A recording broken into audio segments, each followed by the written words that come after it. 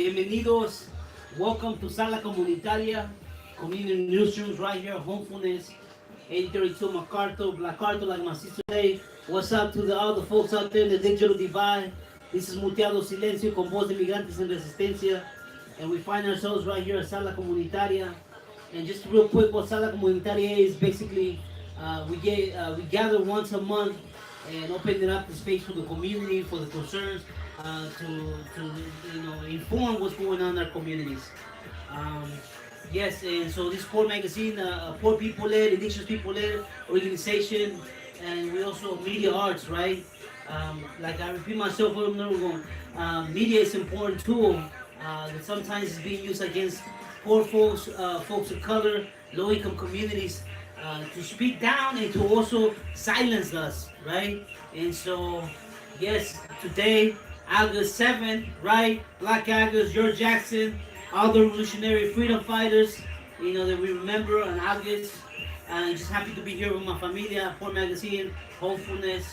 And yes, and with that about Homefulness, I'm going to pass it to my brother Leroy, who's going to say a little more what Homefulness Project is. Leroy! Yo, Leroy Moore here, people East Oakland. Homelessness is a solution to homelessness. It's a collective of people that are truly homeless and truly on poverty to build their own housing, build their own school, build their own curriculum. So homelessness is more than just a building, it's a way of life. Oh. And we're trying to, become free from the system. So it's not Section 8, it's not welfare, it's what we do and what we provide. Just like Move in Africa and other independent movements, without nonprofit and without foundation money. Peace.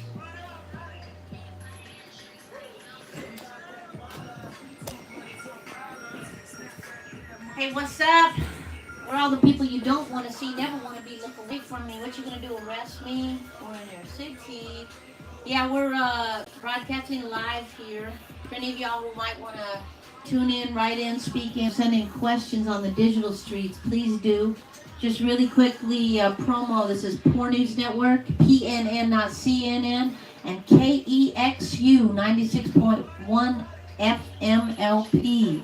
Shout out to Joy Villarreal, who does Free Aslan. Shout out to Bilal from Message from the Grassroots, Mark G, Queen Nandi, Vivi T, Sister Save Us Soul, Audrey, and so many more. As well, shout out to our youth poverty scholars. We do a lot of different media projects here because, we might be in struggle for $1, but we definitely have a voice and we demand to be heard. And what's a really crucial part of our liberation movement is to tell our own stories and our own voices. So this is Community Newsroom. Any of y'all watching are welcome to come through every Tuesday. It's the first Tuesday in a month. We always start with something we call our bio news, where we introduce ourselves through our biographies, because we're all poets and cultural workers. So we're going to start, I'm going to turn it back to my brother Leroy, who's going to start us in a proper way. Crip Hop Nation's in the house. And then we're going to hear from everybody in the room, because, we're actually all family in the room tonight. But even if it's your first time, you're part of the Poor People's Editorial Board. That means you make a decision about the media that goes on our newspapers, the colonies that goes out in our online magazine, our multiple radio platforms, and our YouTube channel, the one you're watching right now. So I'm going to pass it to Leroy. Start us on bio news. That's 60 seconds. Ha ha ha! I'm the Black Cripple. Look at me, here it is. You gotta get poverty scholarship textbook. Come into your school. This is when we educate you.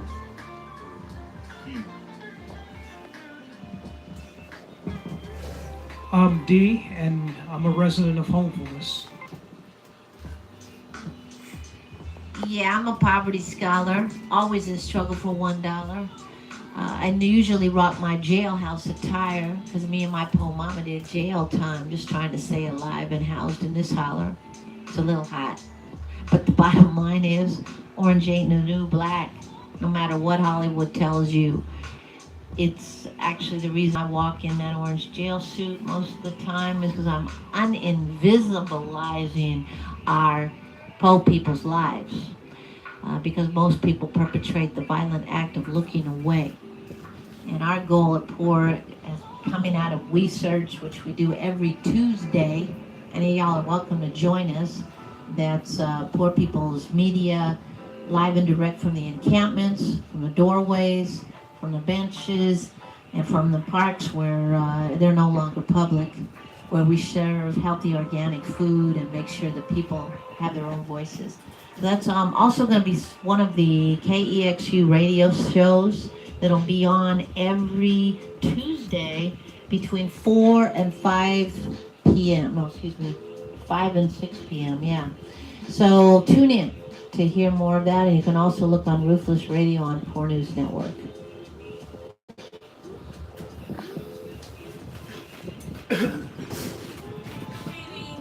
I cut the chain!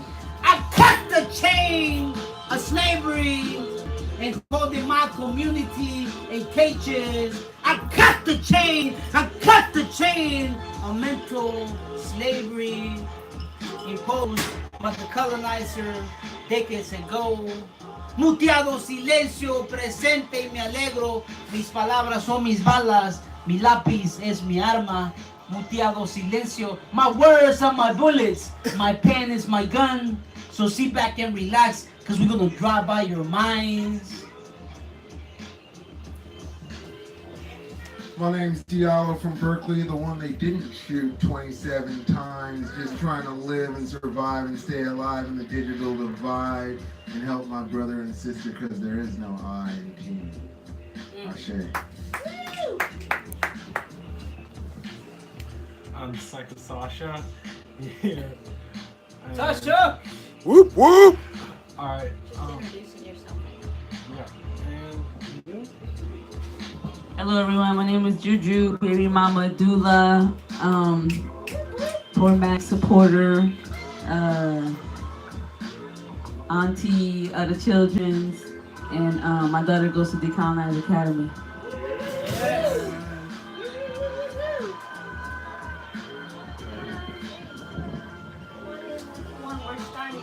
So again, we just had slam bios. We all know who we are. We're going to start by actually asking our youth scholar in the house to introduce himself, and not so much introduce himself because we know who Psycho Sasha the Amazing is, but also what, in fact, the youth poverty scholars did this summer in the Revolutionary Summer Camp. Alright, so I just want to start off by saying, youth poverty scholars, we all did a great job this year. Yes. And I think we really analyzed a lot of the problems that are going on in this homeland, and we have tried our best to figure out some of the solutions that we could be using. I say we started off first with looking at Salesforce and their contract with the CBP and ICE. And we looked into the CBP more and figured out that they were a branch of ICE. And we looked into ICE even more and figured out that that was a branch of the CIA. And the ICE and the CBP have been kind of taking people who are what they call legal immigrants, or even just people they don't really agree with, and throwing them into these black sites where they are normally never seen again. And these sites are unmarked, unregistered places all over America, which you can't find on any map. And Salesforce, once a lot of the workers figured out that that was going on, they had a big problem with this, and about 700 of their workers kind of wrote up a petition and signed it saying that they would like it if their company stopped with this contract they had. And the company basically said no and kept going about their lives. And all that kind of got swept under the rug, and haven't heard about that since. We've also watched a couple movies. You've probably scholars. We watched, I believe it was Sorry to Bother You. We didn't really like the movie. I like the message, and we did kind of like some of the things they were trying to hit on. But for for something that to entertain you, all kind of came as a consensus, agreed that the movie kind of fell apart at the end, and wasn't a lot going on by that point. It was really convoluted. But we have researched a lot and seen a lot of the problems that have been going on in this community. And some things we were doing. Anything else you want to say? Well, I think also just in the process of the circle, if anybody has any questions about what Sasha just presented, move. Did you guys get to build anything this summer? Did we get to build it? Okay, well, yeah, we built a goat pen in the back for the goats because goats are sacred and a part of the family and they kind of contribute in their own way. And so we felt like it was kind of sad that they really didn't have anything and they crammed themselves in the chicken coop. So we built a goat pen for them. Took us a while, but I think we really learned a lot of teamwork and how to use tools. And so some good life skills that'll actually help us when we are building other things in the future. Right on. Yeah, go ahead. How exactly did Salesforce work with, you said CP somebody and ICE? Well, I know they're like a platform that companies use to communicate with one another, but is that what they were doing with ICE? Well, I'm not too sure on their contract, but I know that the CDP does a lot of border control, and Salesforce develops a lot of like electronics and a lot of software like that. And so they were giving some of their resources and help to them, which isn't the best use of their technology, since they have some of the more cutting-edge, newer technology, which will help them with communication amongst themselves and third parties. So it just made their organization and their objectives, and it helped them out and made what they're doing more efficient, which is not good to the citizens of America. Interesting. Any other questions for Sasha before we move on? Yeah. We're on the air? Yeah. The goats are amazing.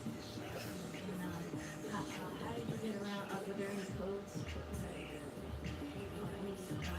Did anybody give you a problem about that? No, since we really kind of just built it out of wood back there, and it was not imposing a lot of stuff. So we didn't really need to get a permit or ask anyone else, because it was on our own land here that we borrowed from Mother Earth. So it's really kind of, I'd say, we would have if we were kind of, if it was any bigger or taller, because it could have like blocked sunlight or just imposed in other people's yards. But since it was really kind of confined to this one area, it was really, we didn't really have to ask for much. I meant the animals. Oh, the animals? Well, I mean, the animals kind of like stay out of the way. I think it's just the loud noises and everything. The goats are kind of skittish, especially around like drills or any tools like that. If there's just like a hammer too close to them, they'll like run off. So we really didn't have too much of a problem with that unless they were like trying to climb up it, since there was a ramp that goes to the roof of it. So we kind of did have some problems with them kind of trying to like go up a little bit while we were trying to screw stuff in, but they really didn't pose too much of a problem. So there's no government, regulations saying you can't have it. Not that I know of, no. Okay, cool. So you have a question, Thiago? Yeah, do you know anything about how many people who have immigrated that work for Salesforce, or how stringent they are with their own practices about hiring?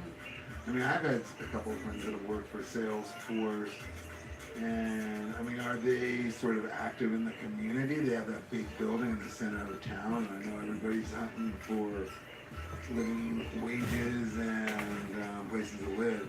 You know anything about Salesforce and that? I don't really know a lot about what they do inside their company. I was focusing more on ICE and their connection. I would say that would be something, if I could go back and try to figure out more of what they're doing internally, but I didn't get to learn a lot about that. I'd say one of my fellow youth poverty scholars, Thiago, he would know a lot about that. He really focused on more of the Salesforce and studied a lot of what they're doing. I focused more on ICE, so I don't know too much about that. I would add though too. I can just add something. And it's really. I'm glad you brought that up, Diallo. Because one of the interesting things about the employee force is that it's something crazy like 60% people here on an M1 visa, which is sort of the quote-unquote middle class. Isn't that the number? I'm sorry if I'm wrong, anybody, but there's like these tiers in the whole Americlan, stolen borders, BS, right? About the privileged migrant people versus poor people who cross by any means necessary. So, those folks who are so-called here on a visa to work, there's an extremely high number of them working at Salesforce, and I thought it was interesting because the class, it matters. We already know. Audrey Lord, Shay, in the sense that inside, the day we were out protesting, were hella folks who were mostly, I would venture to say, trying to be the model minorities in their, in their $500 pumps and their Armani suits, trying to look away from us outside. There were a few middle-class migrants who were part of that march, but most of them were not. And so, in the culture of workplace survival, I'm not throwing shade on those folks inside, because I know that culture is terrifying no matter who you are. I mean, it is kind of the 21st century high-paid slave plantation in so many ways. And let me not use that lightly. I don't. In the sense that that's one of the fears of people even signing on to that letter, because they faced retaliation and possibly losing that job. And if they were here on M1 visa, that would mean they would be back. In this time, there isn't no wiggle room with that shit. So, yeah, class matters. Yes, all of those lines are gray. And yes, the corporation is real and scary and terrifying. And the hegemony is necessary to keep the corporate culture in place. So we saw all of that, and that's what was so deep and kind of bizarre about that entire thing. But I want to give it out to the Tech Workers Coalition. Shout out, if any of them are watching, shout out to William Fitzgerald, our friend who actually helped us when we marched on Google. And we got escorted out by 9 unmarked security agents, most of whom were black and brown people. And that's the jobs they had at Google. But shout out to the Tech Workers Coalition, if any of y'all are watching, because you're some badass folks who are inside the industry and are trying to walk a different way, and that's no small thing. That's really deep, and that's the reason that, in a lot of ways, that move even happened. So big love for that. We need to move on. I know we have another guest, and let me ask him, we have a process of introducing yourself, and then did you have some fresh news that you wanted to speak on, or are you just coming to observe and be a part, which is great. Okay, so just introduce yourself. We ask folks to say a little bit about who you are, and maybe one line about your struggle or your privilege or whatever. Hi, my name's Diane. I'm on the air. I'm on the air. What's the question? A line about your situation, your struggle, your privilege, whatever you want to say. Where you're at right now. Where I'm at right now is the whole earth is being paved over. Yes. And with asphalt and concrete, which is totally against nature. And every city I look at just seems to be a time bomb waiting to explode. They have gas pipes under the earth, which are then paved over with cement, so we can't see them. They have all of us, to me, like cattle, waiting for the slaughter. Yes. And everybody's house to house, house here, house right on top of each other. So if there's a fire or anything, the chances of the other house going up and the whole block going up are very high. And it's not natural. It's not normal. And I came here because I heard Tiny speaking, and I said, wow, this woman is kind of a little like me, maybe?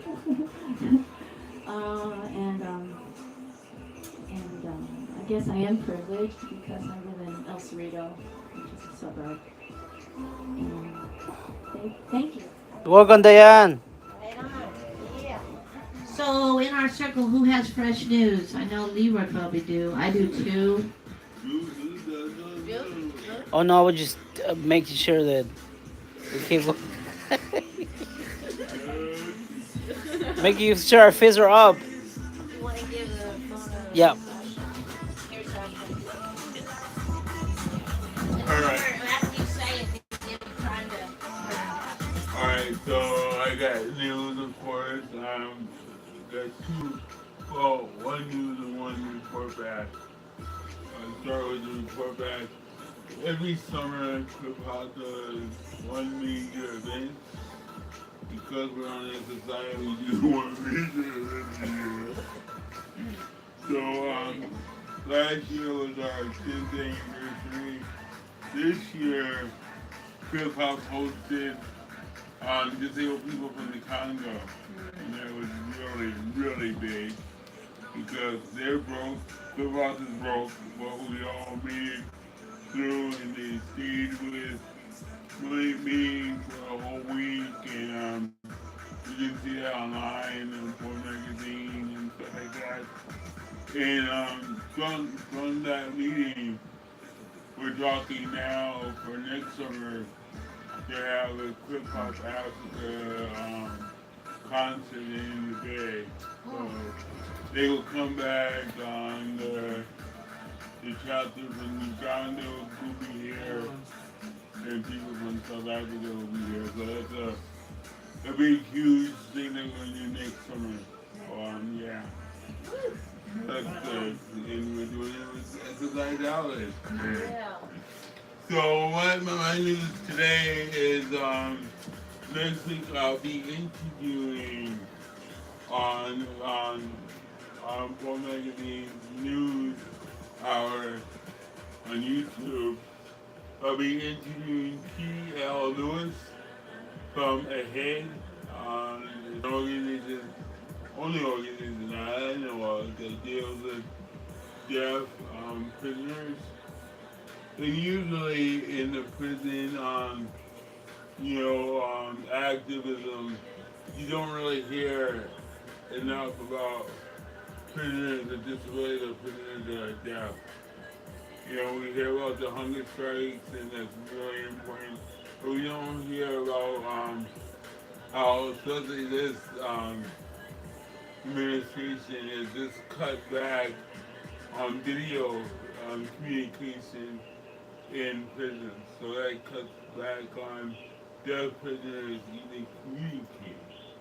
So they can't even communicate with the visitors when they come, and Judge Sessions just cut that back.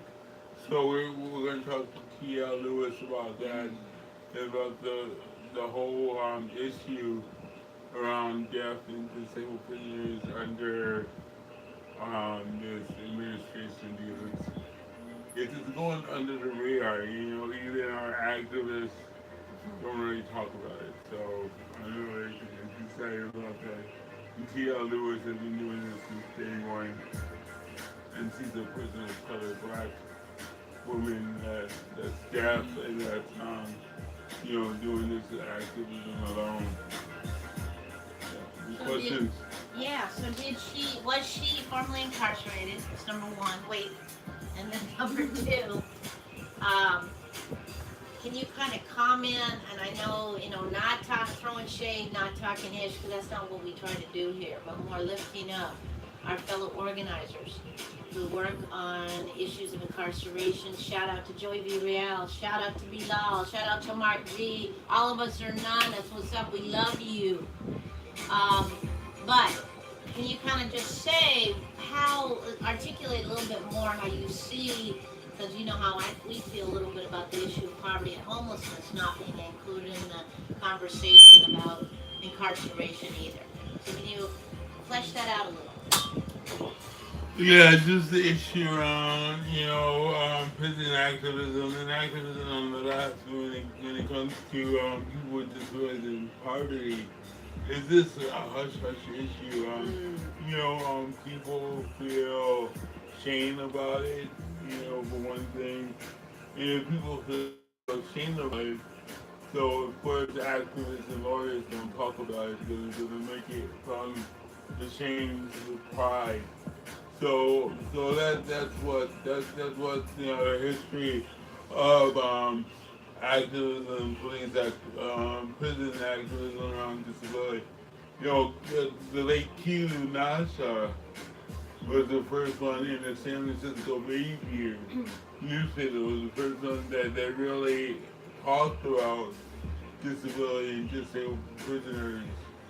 So I learned from them, and I'm learning from T.L. Lewis. T.L. Lewis wasn't incarcerated, but I think T.L. Lewis has family or friends that were incarcerated. And T.L. Lewis, goes by they and them, so that's the pronoun for T.L. Lewis. But T.L. Lewis organization, like I said, is one of the first that are really active around this issue. We had a chance to be involved, well, not involved, but being taken advantage of from this white paper that came out a couple of years ago on police brutality that was done by two white men. And they took T.L. Lewis' work and quoted T.L. Lewis without letting them, speak for themselves. So I just wanted to say that, and I'm really excited about this interview. I think it's going to be one of the kind to talk about disabled and deaf prisoners in police brutality, because T.L. Lewis also works on police brutality. So, yeah. So I just want to be clear about this for Poor Magazine, Poor News Network listeners and viewers, though, and also to lift up the work of the Young Women's Freedom Center and also Justice for Jessica, a young woman of color, a young black woman who was just spit out of Santa Rita, where I did 3 months for the act of being unhoused in the stolen land. And where actually I was released at 3 a.m. And it was really terrifying and triggering to hear about Jessica. And I was just like literally today I couldn't move for like a long time. I was really effed up. Because I was released at 3 a.m. with absolutely no money and no BART fare. and no way to call my mama, who was terrorized already and paralyzed because I was even taken away and all this shit that happened. We were homeless at the time. So where was I going to go? I was going home to no home. And it was an interesting thing because what ended up happening is, I guess ancestors and creators were watching over me at that moment, because, you know, this Bart person, you know, was like, you know what, maybe you should like come back into the office and sit here until the daytime and you can call somebody. And like literally this was this elder woman, who I think in some ways saved my life. I feel like it was, you know, ancestors intervening, which happens. I just want to thank all the ancestors watching over me right now. But I do feel that if I'd walked out there, literally at 3 a.m, I definitely would have been predated on. There was not even a question. It happens all the time. And so what happened to Jessica is not new. It's actually constant. And the reason I bring it up because it was the fresh news I was going to talk about. So I don't want to defer from your fresh news. But the reason I'm bringing it up is when Leroy and I spoke about this last week in honor of the upcoming prison strike that we love and we support, because this Poor magazine is involved in that. Again, shout out to Bilal and Critical Resistance and all the folks working on it. One of the things that aren't named because of the shame that we hold as poor people, as homeless folks, as folks who struggle with incarceration, is the fact that we come out of these plantations, we're most of the time coming into shelters, most of the time coming onto the street.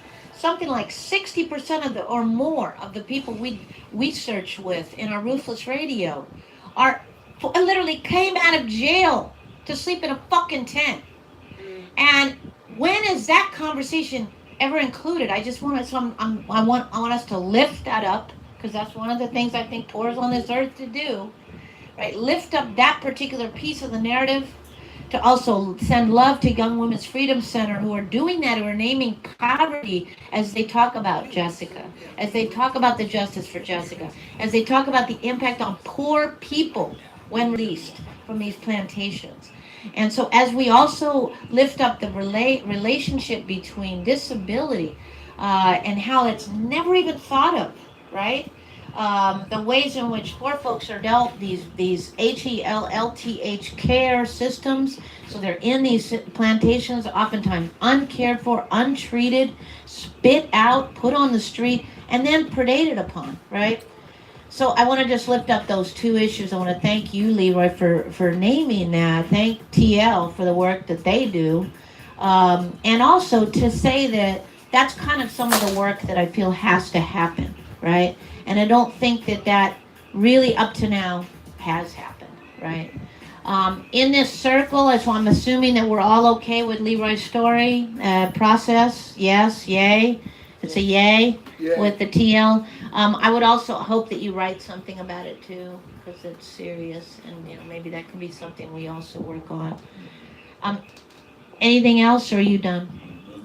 All right. Anyone else with fresh news? I've got another piece, but it's actually more of a collective question. So our youth scholars made their beautiful decolonies this summer. And if somebody can look at these two, this is a collective decision, fam. There's no editorial wizard behind the curtain. The editorial wizard wants to say something. Oh yeah, please. Just to let everybody know, this is a rough, and this editorial wizard can make changes. We're sort of going for which picture. Imagine as far as the most striking cover would be greatly appreciated. Thank you very much.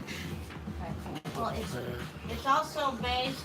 So just so people are clear, this is based on the content. Decolonize is all nations, all generations newspaper, and the last one was on Black Panther on Black Arthur. And again, it was written by the youth scholars, but also by us adult scholars. We don't move as one.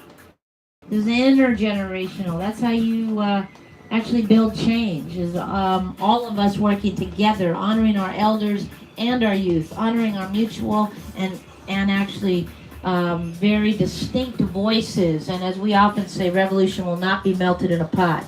So as we do that, we're looking at these two content-driven stories. One is for EYA, Nia Wilson and Heather Heyer, because as we know, young Nia and young Heather a year ago today lost their lives in many ways because of the Americlan violence that is born and bred in this stolen land. And then the other one is based on their Salesforce story. Detaining immigrant kids is a billion-dollar industry. Getting the Colonies is spelled wrong with a Z. exactly. This is number 1. People want to see it. And this is number 2. What do we vote on? Want to pass it out? We vote on 1. So as that, yeah, go ahead. Right. Which one is 1? Which one is 1? Oh, immigrants. Okay. Wait, we got to take a show of hands up. Any questions on these? So we got 1 vote for 1. Who wants 1? Okay. Which one is 1? Which one's one? He wants this. The one with the kids on it. And what did that be? What are you voting for? 1. I like number 2. I like the other one. Yeah, me too. I kind of like for decoloners, I kind of like 1 with the kids, even though the Black Panther paper also has a lot of kids in it, so it's similar. 2 almost seems a little bit too pretty, maybe, even though it's good to honor people. We also honored somebody in the Black Panther paper, so, but not as the main cover, because of the back. What do you vote for? The one with, I like the one with the kids, That's even 1. though it's too similar to the Black Panthers cover. Oh, I got it. Right. So 3 votes for 1. There's Sasha, one of our youth scholars. What do you vote? I'm on 1. I want 1. What if we do 1? I'm on 1. I was there. I like that. Okay. Mood has another idea. Front cover inside. Oh, yeah, well, vice versa. And Mood votes on 2 though, right? Yeah. Because I see these guys every day. What? Oh, you can announce one. Well, as it is right now, 1 is the one with all the kids, and 2 is the one with the woman. And more people want 1 than 2, so I don't know why we're still doing this, but Wait. I voted for 2. I know, but just about everyone else You're voted right. for 1. It's 4 against 1. I said we do a combination. Yeah, I really like your inside-outside idea. I think that really... Really? Oh, did you? Okay, yeah, well... This for the front cover, this inside. Yeah, I like that. So, and just to be clear, is that because, why is that? Why is Wait, keep it? showing the mic. What? Why I like it? Because Just because it got the kids on it? you know, because of the combination of the issue and having the students do it. You know, I think it's more, not saying more or less, but it really talks about them, you know. Okay. Yeah. Andy? Immigration's a hot topic right now that pretty much impacts everybody besides undocumented migrants. How about you? Plus, the kids worked on the paper, so they have a right to be represented on the front cover. Always. Word. Well, you don't want the kids on there? I want to challenge the design folks in doing a combination of somehow both of these stories are relevant in our communities. You know, as a migrant, I could definitely relate to what's happening, but also I could relate to what happened to our sister Nia Wilson and the white supremacy and racism that's happening in America. You know, with the police shootings, with this guy who was a white supremacist. You know, who now they're saying that supposedly he did it because it's crazy. Again, all these, you know, excuses for when white supremacists kills us and stuff. So I would challenge a combination of both. You know, Or top and bottom, yeah, maybe. yeah. So those are addressing the what's happening in our black and brown communities. That's what we're about. And, you know, that's what we're here That would require making this little design and the message for Nia Wilson and Heather Heyer a lot smaller than it is. I mean, if it was down below. Yeah, for. Stores are it can. It's messy for a paper though. Just notice it's a lot. Yeah, I can. Go ahead, Leroy. Yeah, I can be. Yeah, I know. Having fuel in the same paper is really important, especially now it's on DC because the white supremacists is marking DC, you know, so it's definitely that. Seattle too. You know, so yeah, I don't see a reason why both stories could be in the same paper. And it's Black August. When is it coming up? Probably in the next couple of weeks. Black August. Yeah. Black and Brown Unity. Tomorrow. Black and Brown Unity. Finishing it tomorrow. I know this guy. This guy Thiago. He's pretty good designer. I think he's come out with something Yeah. tiny. Yes. Collage. I watched something very disturbing on YouTube, and it was Trump and talking about his military. He says it's my military. And then there was a newscaster, this woman, and they were talking about Syria or that area around there. And she's saying, bomb them, bomb them, bomb them, bomb them. And, okay. And then I saw an image of a video somebody took in the Middle East, and they were taking a young child out of the rubble.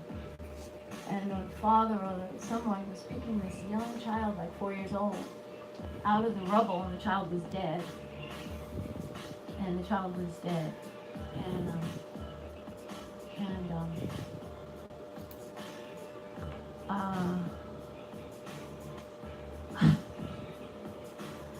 So the media is controlled by the power elite. We all know that. So they hide from us the bloodshed and the killing of people when they drop those bombs. They just show the bombs dropping, but they don't show the children and the people that are injured. And then I heard Trump say on TV, he said, we have to kill them. We have to kill their families too. And he said a couple, like he said, we have to kill their families too. And then the people were like, oh yeah, well I guess so. You have to kill their families too. And then I also learned from YouTube that the whole military, all the weapons, the bombs, and the atom bombs, and the nuclear bombs, is a business. It's a business. So people are making money on selling bombs to different countries. So murder is a business. I mean, that's what, I could be wrong about that, but it's like to murder other people is a business, and people are making a lot of money doing it. Oh yeah. And I think it's kind of funny how they criminalize the poor people, and yet they can murder mass amounts of people and not even get a slap on the wrist. Yeah. So and then there was also a video taken of this guy, a military guy, in a submarine. It's like this huge submarine with all these like silos, I guess you call them, areas where the nuclear bombs go.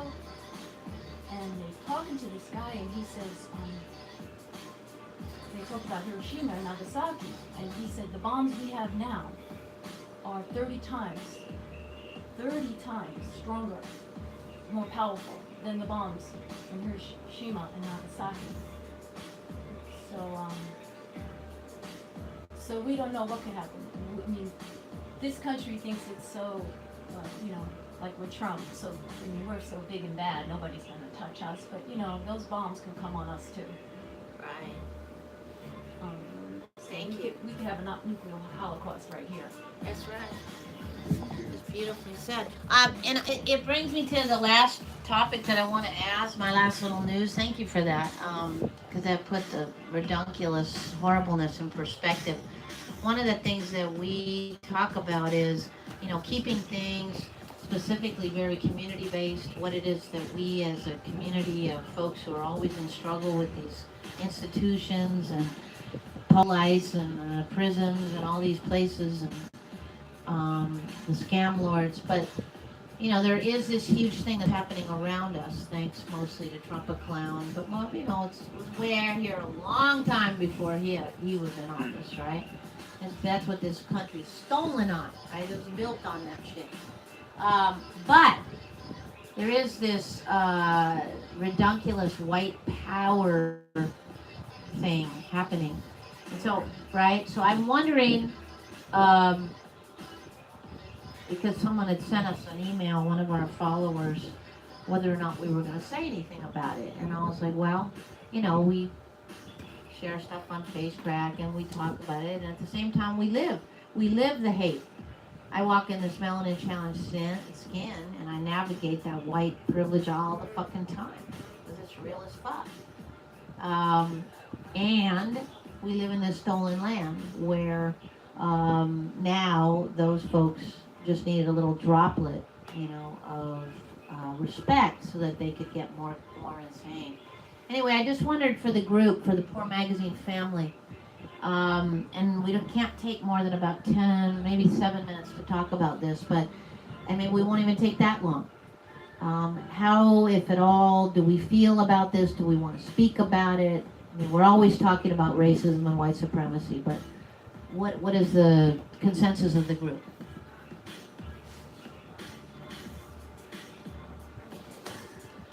Okay, what are you asking us now? What's your opinion? What do you think, if anything, we should say, do, write about this march in Washington? We should do a report on it. It could be written by either one reporter or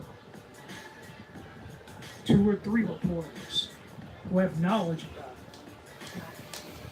I think even if we're not down there, we have to get somebody who can write in and really tell us what's going on from the front line. I mean, it'd be really great if somebody could call us on Facebook and we could live stream part of it. Or get in contact with some agency or somebody, some ally.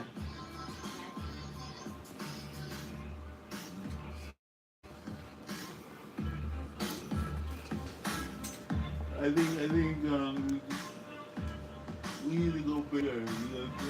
What our mainstream media is doing is making it as an event.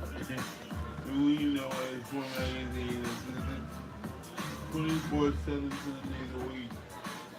So, of course, I think we should, I think we got a DC reporter there, right? Yeah, we have a woman who works on homeless families, but that's what I mean. Is she really going to waste her time going on and reporting on the assholes who are walking around with white power symbols? I think more than that. I think asking people that you know there to see, you know, what distraction that's taken away from homeless people from real issues, you know. So we twist it, you know, we don't do the, you know, the ADC, you know, way of doing things. We twist it to see, you know, how that can make mass media. But in DC, you have homeless people that can't even get on local media. Right. Can't even get a letter back from fucking welfare. Exactly. No, I appreciate it. Yeah, first of all, you know, talk about divide and conquer and what Trump and the Trump administration has brought. You know, this and then it's definitely difficult and serious times when you have racist white supremacists actually leaving their computers and their beauty games and actually coming out and protesting. That actually and putting their football helmets and bringing their swords and all their knives they have been collected throughout the years. Um, I think that one of the important things that when we show up for Nia Wilson after that guy killed her and it was the straight up hate, that we have to also show presence as a community of communities of color to saying no, we will not going to accept that in the community. Because sometimes when we don't come out of fear, when we don't show up, then these people think that they own our cities, they own our communities, and that they're putting fears in our community, which is not. I think it shows how many people came out to the Nia Wilson and to show that. I'm gonna be honest, I won't be out there because I'm more about creating and producing solutions than than hitting each other with bats over there, a bunch of men and the testosterone and all that stuff. And then I'm about more building, But also I give it out to some of the community folks who are saying I'm not gonna pick a sign, and there's time for me what I feel I need to go smash on heads. I do not condone violence, but if that's the way you want to defend yourself and go about your revolution, I'm no one to criticize or to judge. Yeah, but some kind of coverage if you're speaking about it, and also the indecency of them coming to our communities, almost like to show fear to us. When I wonder if a bunch of black and brown people would do a demonstrations in Livermore on Orinda, what would the police or the government react to it? But somehow I heard also in Seattle, You get arrested just driving over there. right, we won't even probably make it to Orinda. We probably won't even make it to the tunnel that separates Walnut Creek, let alone to set up protests. But I've gotten pulled over 4 times for dropping somebody off in Orinda. Stopping so while black at a we won't even make it to our protest destination. We'll be arrested before we even protest. I think that we need to speak up about that too and show that no, we're not down with a bunch of white supremacists coming to our neighborhood. So Sasha, can you hold the camera? Sasha's I have no clue what you want from me right now. What do you think about coverage of the white supremacist fucking bizarre, stupid Klan rally in Washington, D.C.? Yeah, in the sense, right, that one too. And that one too, but I'm specifically talking about this one because it's coming up, right? And we as folks who struggle with white supremacy every fucking day in a stolen land and talk about it every day, it's not special. So on one level, right, we always are talking, reporting and supporting on this issue. Do you, as a youth scholar of color, feel that it's important to lift that up in the story, or continue to not, continue to work on the stories that we're always facing as poor people of color every day? What kind of question is that? Of course we should have this be brought to light. I feel like it's important to let people know that someone like me, when I lived in California, I feared to leave my house every day because I could get shot just for being at the wrong place at the wrong time, with the wrong people just being next to me and me being grouped in. And a lot of people can't comprehend that. And I feel like a lot of people, because that, will blindly follow what a lot of people around them are doing. So if a lot of people around them believe that they want to go bust some heads and do some violent things for some questionable causes, I feel like a lot of people will then support those causes without doing anything wrong necessarily, but just have their mind in the wrong space because they don't have any other sources around them telling them that there's another way, and this is why the way that they believe, what they believe in is is wrong, and it's hurting other people. And to sit there and do nothing is aiding and abetting those people who are going out of their way to harm other people who just want to live their lives. So I think that's totally something we should have. I think we should even bring in people who have dealt with those kinds of people and interview them, talk about their experiences and what they think we should do about that. Go ahead. And then got here Juju and Diane. Go ahead. But that, like the flip is to say that, do a compare and contrast of, real poor people like, that are permanent in these things. And, we got, put out by the police, but these white citizens, they get permanent and march all day and cause the scene in the White House. So doing this comparison and contrast. Yeah, I just want to lift up the people from Abolish ICE, San Francisco. They did a counter protest in Berkeley, and they arrested folks that were counter protesting. One of which actually lived with was arrested, and actually police brutalized and at Santa Rita. And luckily from the community, people raised money and they bailed out some folks. But I know that they're still trying to raise money. So if folks go to Instagram and go to Abolish ICE SF, they're just looking for funds to just get people out of jail because it's not safe for you to be an anti-racist. It's not safe for you to be in a racist institution at all. And for me, the thing that I think about when I think about things like this happening is just the miseducation of Americans in general. And the reason why I don't put my daughter in public school, or what we call here man's school, because it's just a way to continue to perpetuate hate and racism and classism and all the other isms. And so I don't know who are the people who are doing the work in education to try to decolonize that shit. It needs to be decolonized, because I just find it really fascinating that these white folks are standing on stolen land and they feel like it's theirs. That's some real brainwashing. You fucking, you're so ignorant. This. It's just a level of ignorance that I don't really, you can't really wrap your mind around it. It's so crazy. I also want to lift up a mother that I know. I don't want to say her name, but I know that when Nia Wilson died, her son had a panic attack.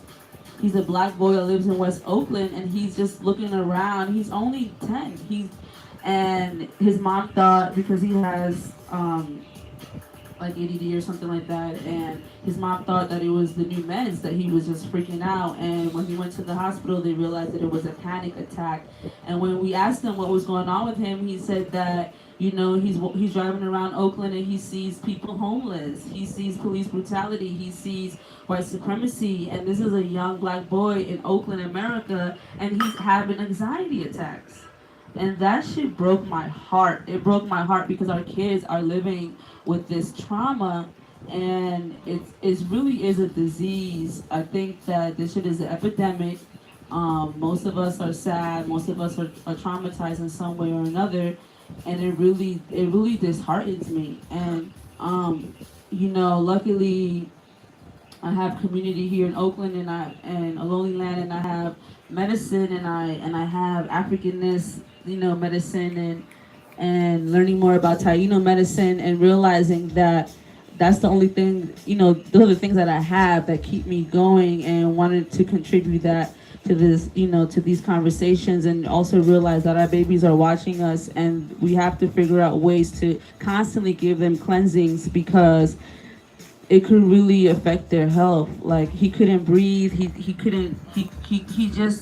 was just going. This is a 10-year-old boy. This is a 4th grader. This is someone who's going into the 5th grade. And it's just, it's, I don't know what, I want to say amazing, but it's not amazing, but it's just, it really it really puts me in a place where it's just like, how do we disengage? You know, how do we stop voting with our dollars in institutions that really, you know, hold us back? And so just wanted to lift up those stories and realizing that, you know, this doesn't only just affect the people that it affects directly, but it also affects our communities, and we have to keep continuing to show up for one another and love up on one another and check in on one another, because I mean 10-year-olds are having panic attacks. That's crazy. Right? Dan, any comments on this? Nope. Okay. Any last comments from the group? So the consensus is we do report, and I think the key part, you know, going back to what Leroy said too, and this is where, I mean, me and Leroy are kind of on the same page in the sense that lifting up Jewel Stroman, a badass warrior, super baby mama out of DC, stolen Lenape territory, who literally was houseless herself, struggled with the BS welfare system in DC, that the racist, classist system of that particular part of Mother Earth, which we all know is everywhere. But right now is literally demolishing thousands of units of public housing under the same RAD program that we're dealing with here. And so reached out to us as one of fellow poverty scholars. We love Jill Stroman, and she's our Poor News Network DC correspondent now. And her way of working on this as a fellow poverty scholar is right out of Mama D's book. It's literally to write letters and emails and tweets to every single institutional big boss that has control over little tiny things like hotel vouchers for poor mamas and children who are right now sleeping in their car because the system has closed the winter shelter and has no place for us to go. And so again, as we're talking about the permit, thank you, Leroy, happily given to these Klan members to do this disgusting, right, hate march, and this beautiful, like, space of park, like where the poor people march tried to be for, like, right? These big parks in frickin' DC that we tried to stay in for 4 hours and got kicked out by the Rangers with Yogi Bear hats. Because we had a tent, like one frickin' tent that we were using as part of our action. Anyway, the dichotomy and the paradox is sick. It's sick with it, right? Pointing out and bringing up and lifting up the work of poverty scholars like Jill Stroman, of those beautiful mamas, daddies, and children who are fighting just to be alive there in the face of that shit, right? And the craziness of it, right? So I just want to name that while I name that. So Leroy's suggestion about reaching out to Jewel, how this weapons of mass distraction would take away resources and time and space from her trying to basically help them, while at the same time making sure, as youth poverty scholar Sasha said, that we're figuring out the ways that we can navigate around these sick and twisted, violent energy that is making our young people have panic attacks, right? That's the nexus of really what we're dealing with. And so and for listeners and viewers out there to note that, you know, we're really thinking through this, because to be real, you know, this is not one day a year. Every single day, right? Our folks are constantly being attacked. Again, lifting up Jessica out of Santa Rita, killed. I mean, Mia Wilson, killed. These things happen to us. But as Thiago said so beautifully, stopped just for trying to drop somebody off in, you know, stolen Orinda. So whatever. What?